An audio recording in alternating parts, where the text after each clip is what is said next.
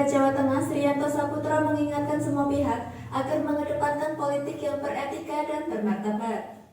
Sriyanto mengungkapkan itu untuk menanggapi pernyataan Ketua Umum Ganjaris Mas Yoprai yang menyebut masyarakat jenuh jika Prabowo Subianto mendaftar lagi menjadi presiden.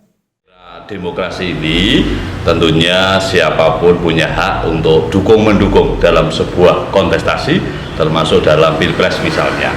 Ya, tapi tentunya mari sama-sama kita kedepankan ya politik yang bermartabat, politik yang beretika, ya boleh mengunggulkan idolanya, ya setinggi langit kalau perlu, tapi tidak perlu menjelekkan yang lain, apalagi merendahkan. Ya misalnya terhadap Ganjaris itu karena idolanya dia itu adalah Gubernur Jawa Tengah Ganjar Pranowo, silahkan kalau perlu tiap hari diviralkan, misalnya makan di pinggir jalan diviralkan, lagi makan sambil gulung-gulung di jalan, boleh-boleh saja ya. Kemudian kegiatan yang lain termasuk ada yang sudah pasang bendera, apakah ada yang musik? Tidak. Kalau perlu setiap kampung se-Jawa Tengah dipasang bendera, monggo silahkan. Tapi tentunya ketika kemarin ya Ketua Umum Ganjaris menyebut bahwa rakyat sudah jenuh dengan Pak Prabowo, tentunya ini yang tentunya kami dari Partai Gerindra merasa bahwa pernyataan itu sebuah opini yang cenderung ngawur.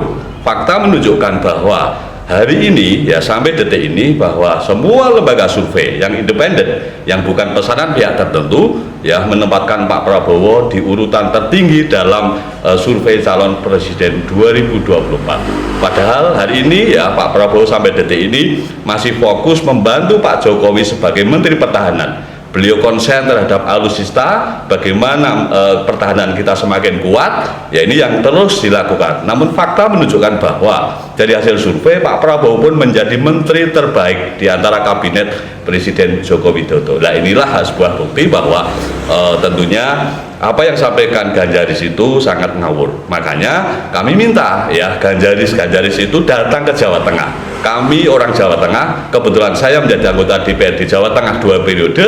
Selama 2 periode itu saya sudah 3 kali menjadi ketua Pansus LKPJ. LKPJ itu adalah laporan keterangan pertanggungjawaban gubernur ya di tahun 2015, 2017, kemarin 2020. Di situ kami melihat indikator-indikator makro misalnya soal kemiskinan misalnya yang dulu janjinya di bawah 2 digit sampai hari ini masih 11,79%, tepatnya 4,11 juta warga kita yang miskin di Jawa Tengah. Tentunya ini tidak bisa kemudian alasan COVID. Fakta menunjukkan bahwa sektor pertanian di Jawa Tengah ya kemarin sangat tangguh terhadap COVID, tidak ada pengaruh terhadap COVID. Tapi nyatanya nilai tukar petani ya dari tahun ke tahun justru malah merosot. Sekarang hanya kisaran 100, sekian. Dulu di era gubernur sebelumnya bisa mencapai 103, 106. Kemudian dari sektor misalnya pendapatan asli daerah, seorang kepala daerah tentunya prestasi kalau bisa menggenjot PAD yang luar biasa.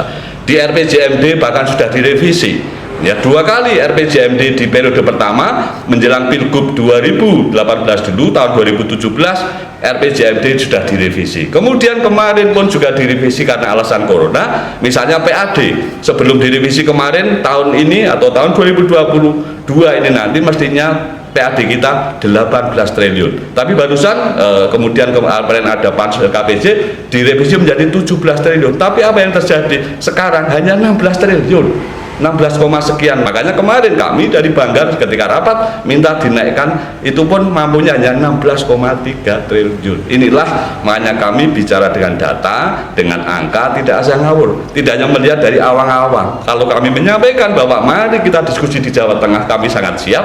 Tentunya kami pun bukan berarti mengecilkan arti kerja Gubernur Jawa Tengah, tapi setidaknya kita realistis lah. Apa legacy yang sudah dicapai di Jawa Tengah selama hampir 2 periode ini? Apa prestasi yang dicapai? Barusan PON kemarin, PON ke-20 kemarin di Papua ya, kita terperosok ke urutan 6.